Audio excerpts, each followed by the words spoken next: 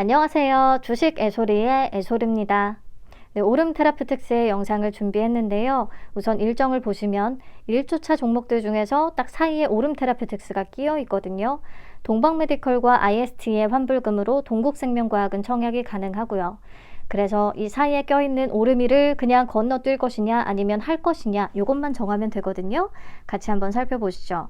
오름 테라퓨틱은 항체 약물 접합체인 ADC 기술을 기반으로 차세대 항암제를 개발하는 바이오텍 회사입니다. ADC가 무엇이냐면 항체와 항암제를 연결해서 만든 표적 치료제라고 할 수가 있고요. 암세포를 특이적으로 인식하는 항체와 세포 독성을 가지는 약물인 페이로드, 그리고 항체와 약물을 연결하는 링커로 구성이 됩니다. 그래서 특정한 세포에 원하는 약물을 전달할 수 있게 만든 기술이 바로 ADC, 항체 약물 접합체라고 할 수가 있는 거죠. 정상세포까지 다 죽여버리는 화학항암제하고는 다르게 항체가 인식한 암세포에만 약물 전달이 가능해지는 거니까 더 안전하고 효과적인 그런 차세대 항암제로 꼽힙니다. 회사는 특히나 이 구성요소 중에서 2번 페이로드로 표적 단백질 분해제인 TPD를 씁니다. 질병의 원인이 되는 단백질이 세포 내에서 분해되도록 유도하는 약물이라고 해요. 회사 측은 이거를 저해제에서 분해제로의 혁신이라고 설명을 하던데, 저해제가 알약이나 주사제 중에 약분자 하나가 암을 유발하는 단백질을 일시적으로 저해하는 역할을 한다면, 분해제는요, 약물 하나가 단백질을 아예 없애는 역할을 하는 것이고, 저해제가 1대1로 암 유발 단백질하고 싸운다면 분해제는 일당 100으로 싸운다. 분해하는 약물 한 개가 표적 다수를 연속적으로 제거한다는 장점을 가지고 있다. 그래서 저해제 대비 적은 용량으로 더 우수한 효능을 얻을 수가 있다라고 설명을 합니다. 하지만 이 TPD 자체만으로는 좀 부작용이 생길 수가 있습니다. 조직 선택성이 좀 부족하다고 하거든요. 그래서 정상세포에도 들어가서 단백질을 없애버리면 예상치 못한 독성이 나타날 수가 있다라는 치명적인 단점이 있습니다. 그래서 회사는 이 ADC 기술에 TPD를 접목시킨 둘의 장점을 융합한 차세대 TPD 스퀘어 플랫폼을 개발을 한 거고요. 이 플랫폼의 이름을 항체 접합 분해제 DAC라고 붙였습니다. 즉, 항체를 통해 TPD가 암세포에만 딱 들어가서 자기 역할을 하도록 만들었기 때문에 강점은 누리고 독성을 줄일 수 있다라는. 참고로 오름이 분해하고자 하는 대상은 GSPT1이라는 단백질인데요. 암세포는 정상세포보다 단백질을 빨리 생성하거든요. GSPT1은 단백질을 생성하는 필요한 중요한 인자라고 합니다. 이걸 없애서 암세포 스스로 자멸을 유도한다는 소리예요. 아무튼 이 플랫폼을 기반으로 하는 회사의 파이프라인은 다음과 같습니다. 보면 기술 이전에 성공한 게 벌써 2건이 있는데요. 첫 번째는 23년 10월에 BMS의 총 규모 1억 8천만 달러로 급성 골수성 백혈병 치료제 후보 물질인 오름 615를 기술 이전했습니다. BMS가 보유하고 있던 GSPT1 단백질 분해제에 비해서 오름의 것이 조금 더 빠르게 표적 단백질을 분해하는 부분이 있기 때문에 기술 도입을 진행한 것으로 알려지긴 합니다. 선수금으로 1억 달러는 이미 수령한 상태예요. 근데 아쉬운 것은 임상에 다 성공을 해서 제품이 출시된 이후에 연간 판매액의 일정 부분을 받게 되는 게 로열티라고 하는데, 이 로열티는 아쉽게도 조건상 없는 것으로 알려졌습니다. 자, 두 번째 기술 이전 건은요, 2024년 7월 작년에 이루어졌는데요. 버텍스 파마슈티컬스의 최대 3개 표적에 대해서 TPD 분해제 페이로드 원천 기술 수출에 성공을 했습니다. 계약금으로 현재까지 받은 금액은 1,500만 달러, 약 208억 원 정도가 된다고 하네요. 현재 이 중에서 임상시험에 진입한 후보 물질은 2개입니다. 오름 5029와 오름 6151. 오름 5029는 회사가 자체적으로 미국에서 임상 1상을 진행하고 있는데요.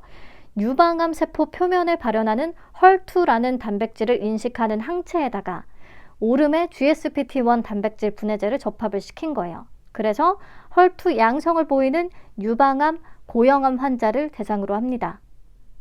네, 두 번째 오름 6151은 BMS의 기술 이전이 된 물질인 거고요. BMS가 임상 1상을 진행하고 있어요.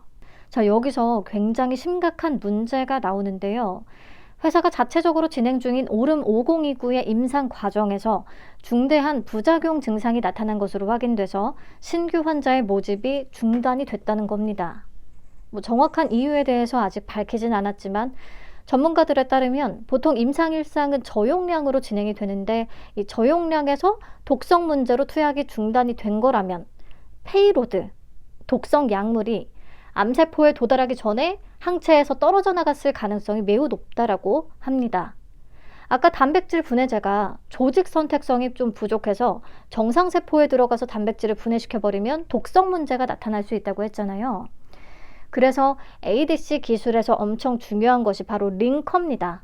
링커가 항체와 독성 약물을 잘 연결한 채로 암세포에 도달이 되어야 되는 거고, 암세포에 도달이 되면 그 다음에는 잘 부러져서, 링커가 부러져서 항체로부터 약물을 분리시켜야 되는 거니까요. 그래서 이런 측면에서 오름 5029는 링커에 문제가 있었을까라는 의문이 제기되고 있습니다. 보통 잘 나가는 ADC 회사들을 보면 뛰어난 링커 기술을 보유하고 있습니다. 국내에서는 리가캠바이오가 좋은 예시가 될 수가 있고요. 오름 5029의 경쟁 약물인 엔허2가 글로벌 블록버스터가 될 수 있었던 이유도 획기적인 링커 기술에서 찾을 수 있다고 합니다. 이런 측면에서 오름은 5029에서 독성 문제가 발견되기도 했고 또 독자적인 링커 기술을 이제야 개발 중에 있는 것으로 파악이 돼서 그렇다면 이 회사의 현재 큰 경쟁력은 무엇일까 싶기는 했어요. 자, 회사 측은 이번 사태에 대해서 플랫폼 기술에는 문제가 없다.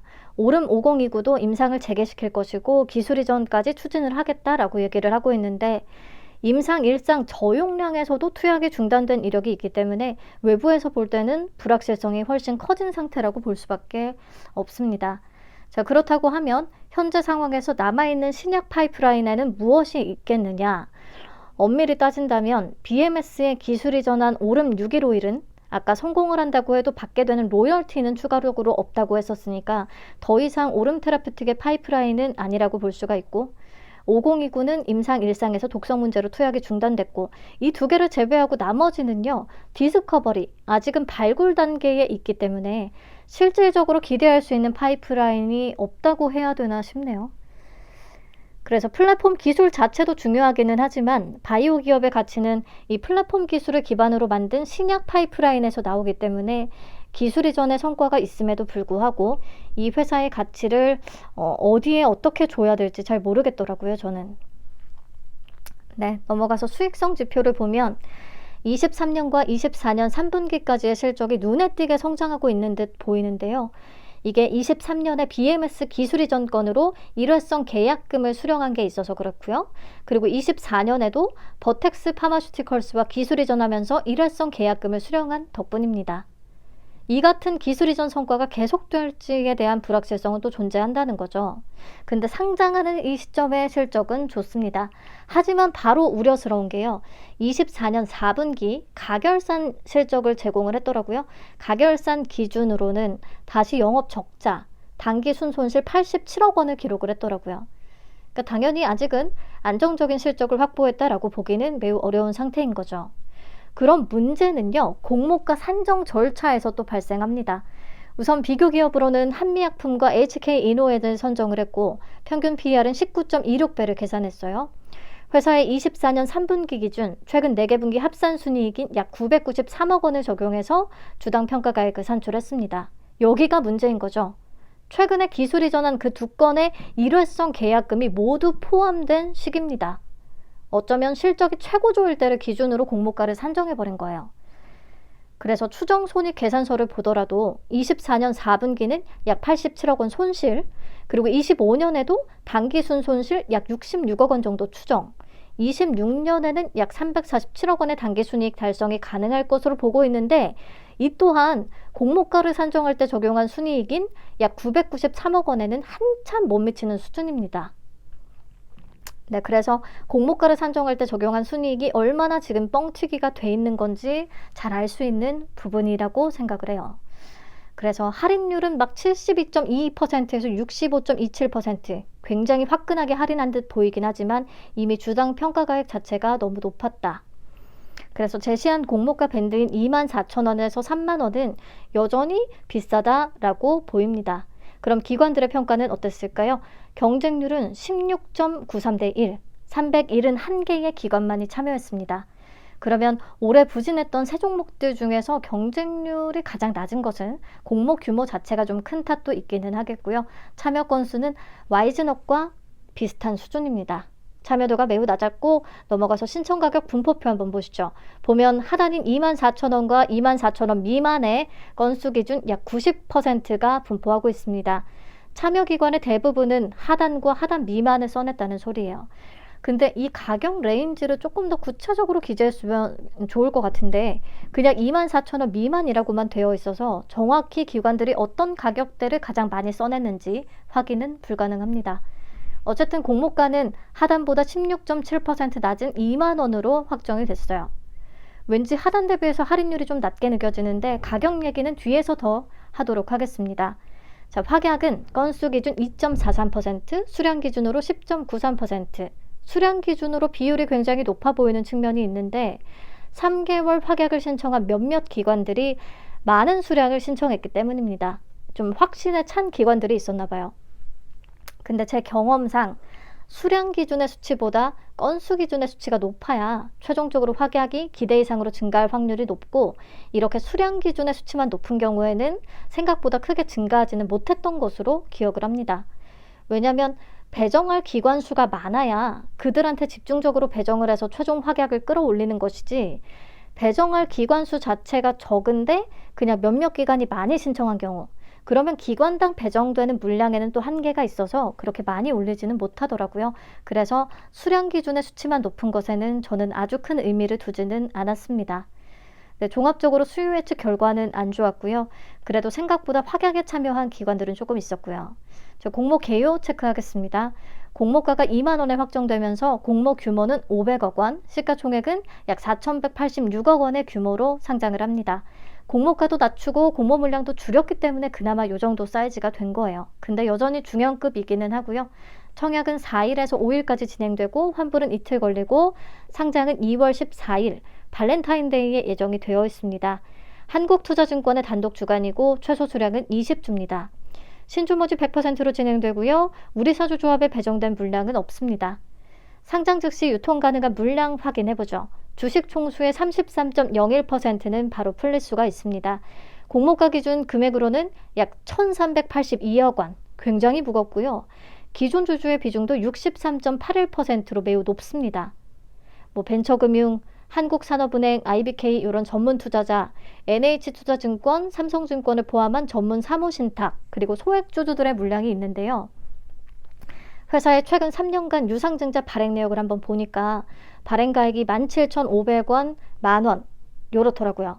이 이전에는 더 낮은 가격으로 실시가 됐습니다. 그래서 중요한 건 기존 주주들의 단가는 여전히 공모가 2만 원보다는 전부 낮은 수준이라는 거죠. 근데 장외에서 거래한 소액 주주들을 보니까 막 4만 원 후반대 그리고 3만 원대에서도 거래가 성사됐더라고요. 그래서 장외에서 거래한 일부 주주들의 단가는 공모가보다 위다.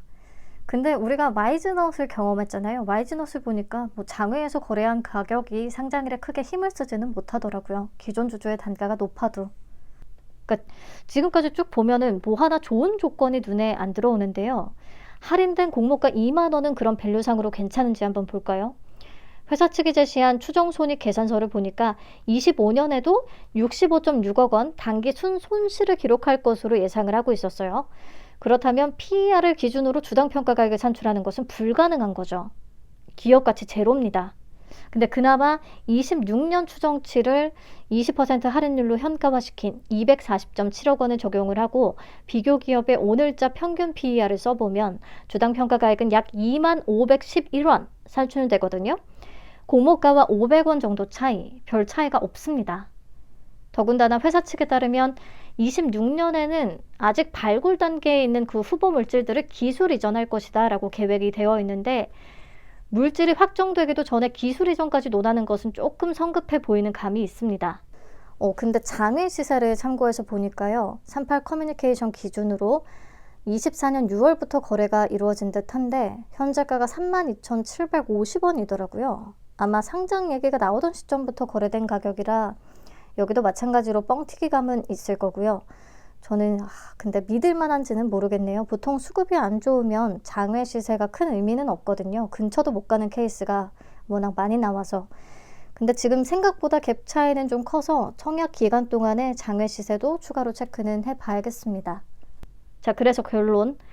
기업 내용에서는 오름 5029 임상 관련 불확실성이 존재하며 현재 회사에 남아있는 회사만의 파이프라인이 무엇이냐 의문이 들고 실적도 24년에 적자로 전환한 상태로 보입니다.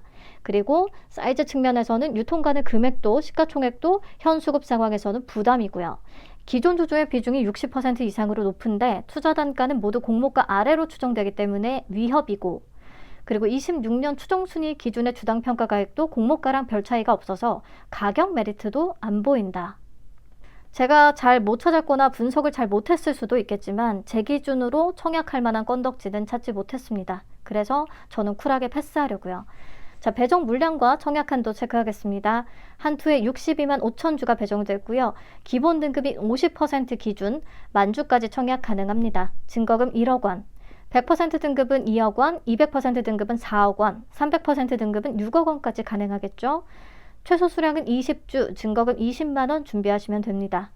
네, 그럼 오름은 여기서 마치도록 할게요. 저는 내일 아침 상장 라이브 준비해서 찾아오도록 하겠습니다. 내일 뵐게요. 감사합니다. 안녕.